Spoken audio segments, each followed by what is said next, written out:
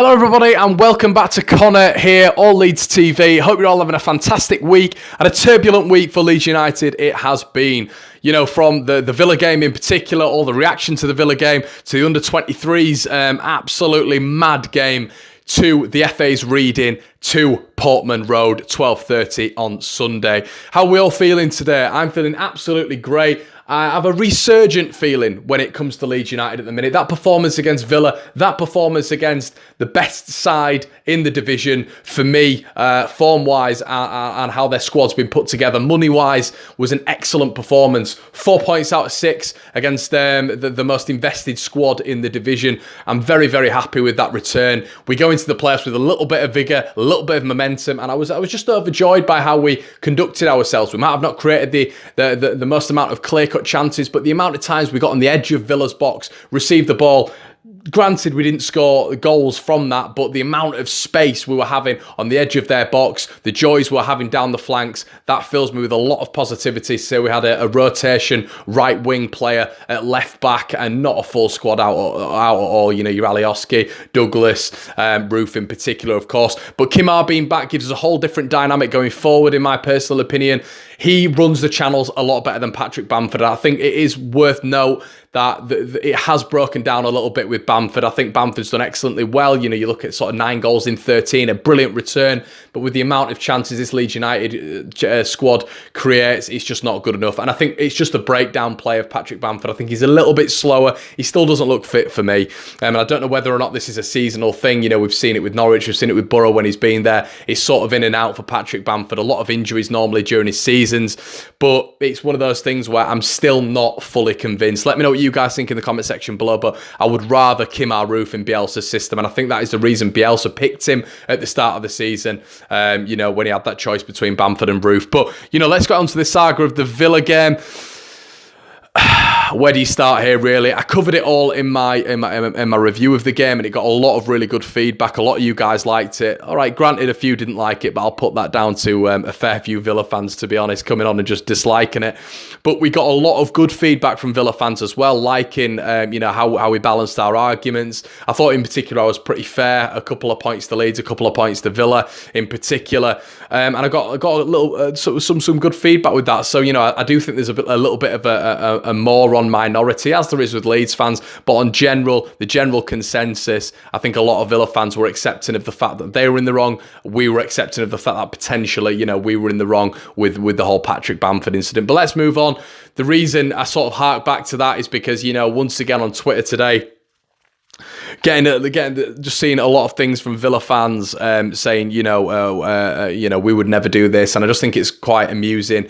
There's been a clip going around today of Stoke City, Villa versus Stoke City 2-1 up till the last minute. One of their players goes down with evidently a pretty hefty injury, and Villa play on. I just found that very, very amusing after all the antics after the weekend. The media blowing it up with no actual sort of foundation to what they're saying. Once again, it's just a hot-headed response to something, you know, and it's just a classic media eruption, which is exactly what happened in Spygate. No cheating on either parts. So yeah, I mean, Leeds are in the clear for me. We're in the clear with many other outlets as well. You know, it was really nice to see someone like Arsene Wenger, the cool, calm, collected man that he is, coming out and saying it in such a measured tone about how, you know, how well Marcelo Bielsa has done for Leeds United. But then we move on, and we sort of got jerked into the FA conduct there, didn't we? Because everyone knew it was coming.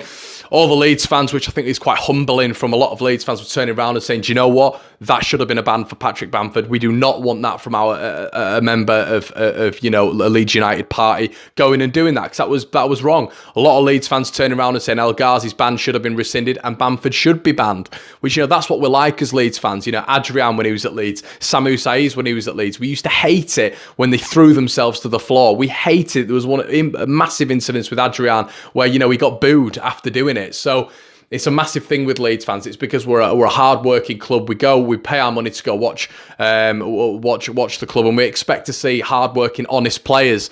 And that is not acceptable. Diving, especially at Ellen Road, Jesus Christ, you never see that, you know. And if you do, it's normally from a Brentford side or Ollie Watkins. But yeah, you know, it was just disgusting, and he deserves the ban, and that's 2 games out. And I think it's left a real sour taste in Leeds fans' mouth with regards to Patrick Bamford, because he didn't need to do it. He's put us in jeopardy now. He knew the TVs were watching him, and he's done it for whatever reason. You know, what I did like from Bamford is how he went over to the Villa players, he got hold of them, tried to separate them from Click when Click was literally doing nothing and getting pretty much just thrown around everywhere. But, you know, that was a real bad marker for Patrick Bamford, and he was banned. He's going to be banned up until the second leg of the playoffs, which was just idiotic from Patrick Bamford. But the big talking point, Conor Hourihane, the fact that he got off is absolutely disgusting. The FA produced a report which said that they deemed it as non-violent.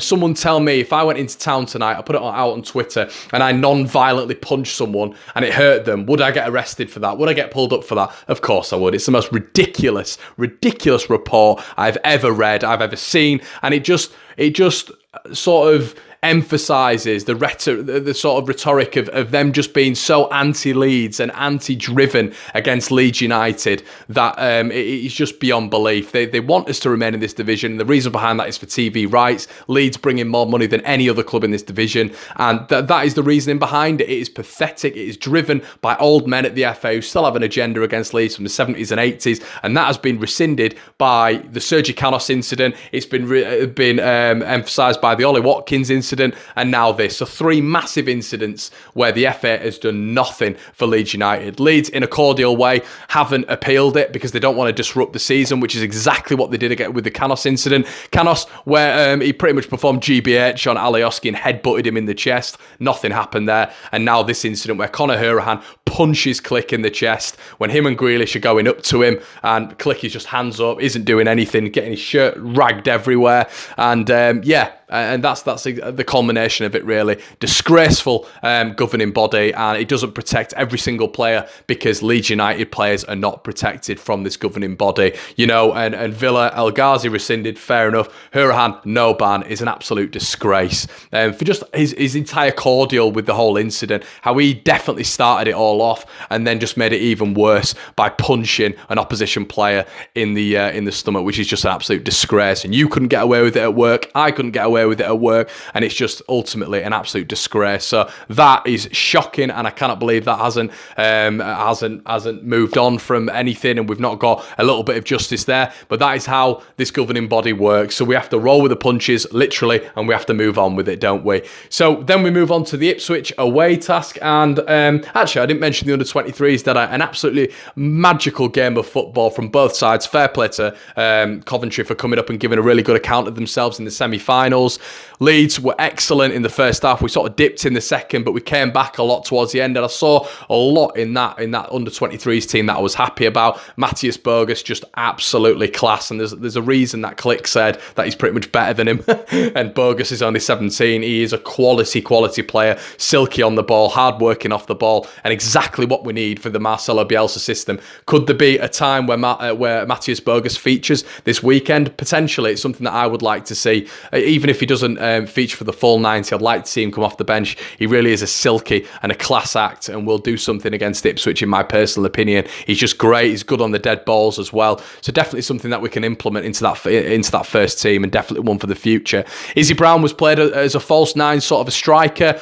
Very interesting. Will we see Izzy Brown as a number 9 at the weekend? He was taken off, sort of injured. He hobbled a little bit, but we haven't really heard anything of Izzy Brown. We haven't heard of any extent of any really major injuries. So that is massively positive as well. The huge positive for that was obviously Alfie, who was excellent in the middle. Once again, it's another fantastic performance from the lad. Alfie is just getting better and better and better, and one of the youngest in the squad as well. A real hope for the future.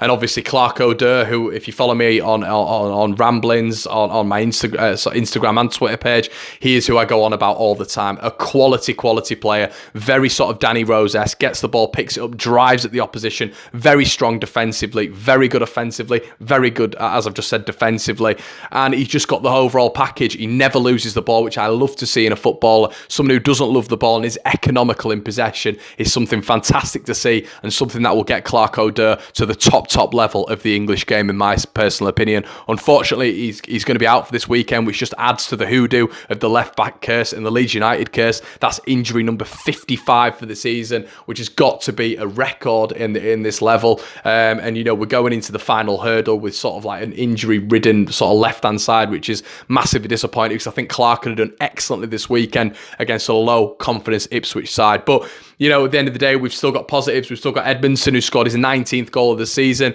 And, you know, that Izzy Brown thing still is rumbling in the background. You know, no news is good news. And I do think Izzy Brown could potentially feature at the weekend at some stage. Bielsa's definitely looking at that with playing him at the number 9, in my personal opinion. Otherwise, he wouldn't have played him. He wouldn't have probably requested to put him there for the under-23s. But anyway, guys, we move on to Ipswich. Who would I field? I don't really have like sort of a squad list that's in my head, but what I would do is I would look to have a little bit of a mix. I'd like to see Izzy in there, as I've always said this season. So hopefully, if he's fit, he can play in that number 9. He was a brilliant assist for Robbie Gotts' first goal. Robbie Gotts, once again, looks absolutely a class above. The under-23 system is just excellent at the minute. League winners, of course, and we just look so good. You know, any of those players could fit into our first team, and it just shows how excellently Carlos Corberán and his team have done. I'd love to see Izzy Brown, potentially Robbie Gotts in that side. You know, Robbie Gotts just doesn't stop. He's a goal threat, centre midfielder. I really like how he plays. He's quick, he's busy. But obviously, we'd move on to Jamie Shackleton then, who's pretty much a hybrid of Izzy and Robbie Gotts together. Scores goals, good on the ball, very good going forward, very good defensively as well. And I'd love to see that. So we've got a lot of options going into this game against Ipswich. Ipswich very low on confidence, a really poor side. And I think if you culminated a lot of the 23s and the first team sort of, I think we'd get a really good result down at Portman Road. Who would I keep in? I'd probably look to keep in Kiko Casilla. I think momentum going into the final stages for a goalkeeper is pivotal. I think keeping the goalkeeper's confidence is always key. For me, you build from the back. I'd like to see the two centre-halves keep the place. I think Cooper and Janssen sort of building that partnership going into the playoffs is massive. We could rotate the fullbacks because I think the amount of work Luke Ayling and even Stuart Dallas has done sort of, you know, well, I say that, but Dallas you can't really rotate, can you? But obviously with Clark being out, Dallas I'd keep there. Luke Ayling definitely take out. I think Luke needs a rest before the playoffs. Shackleton maybe could come in there. And yeah, that's what I'd like to see. Pablo needs resting. Cleek needs resting for me, 100%. They're the big two. They look tired. And, you know, even after Cleek's wonderful goal last week, I do think that he needs a little bit of a rest. I'd implement Forshaw again. I really like that balance with the midfield 3, and that's definitely something that I'm really positive about going forward. That 3 is solid, and we've always sort of had a CAM in one of those 3s, but I think that actual solid foundation with Forshaw moving into the 8, I don't think we necessarily need a 10 with that 3. I would love to see Roberts play on the left. I think him cutting in is something that put the fear of God into Villa. I really do. And with any team in the playoffs, and even just with Ipswich, you've got weak fullbacks. You know, you look at Derby, haven't got the strongest fullbacks either. Borough certainly haven't pace-wise. You know, let's say if they got into the playoffs, which I don't really think they will. You know, Villa, as we mentioned, and obviously West Brom. Aside from sort of Mason, Holgate, and maybe Kieran Gibbs, I do think West Brom probably have got the best fullbacks there. But, you know, you could implement even Roberts and Clark on one side, and, you know, maybe just Pablo in another position. I don't know. I'm just spitballing. But what I mean is those two implemented on either side gives you pace, gives you a direct nature, and gives you something that Leeds can work with, which is a little bit fresh. So I'm very excited to see what's going to be happening in the next sort of 2 weeks, really. I'm so energized, enthused, and excited. The 3 E's, I really am for this playoff race. I was down, you know, guys, what I'm like. I was down in the dumps. I thought, that's it. But now, after that performance versus Villa, that performance against a team who, for me, have been the best in the league for the past 2 or 3 months, that performance where, for me, we should have won the game, that just shows that the players are still in it. They still have confidence. They still have assurance that they can do this. And that best side in those 4, those 3 outside Leeds United, for me, Aston Villa, I think they'd have trouble against this Leeds United side right now. So I'm excited. And let's get into this, guys. Let's get into this last game. Let's rest some of the players, but let's get the under-23s. Let's get a little bit of momentum built, and let's get into these playoffs looking forward, looking ahead, and looking excited. Let me know what you guys think. Comment in the section below, and I'll see you in a bit.